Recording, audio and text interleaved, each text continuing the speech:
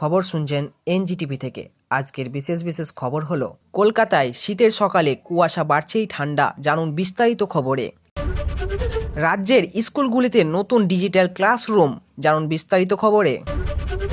দক্ষিণবঙ্গে কয়েকটি জেলায় হালকা বৃষ্টিপাতের সম্ভাবনা। দেশে নতুন ট্রেন চালুর ঘোষণা রেল দপ্তরের।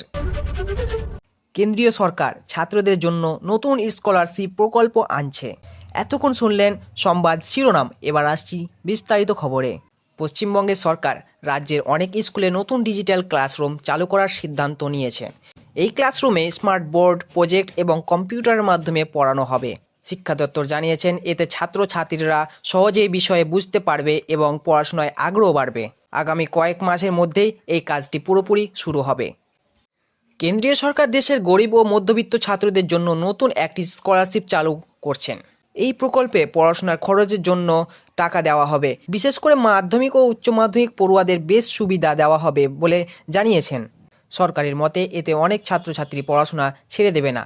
এই প্রকল্পটি চালু হলে লক্ষ লক্ষ পড়ুয়ারা উপকৃত হবে।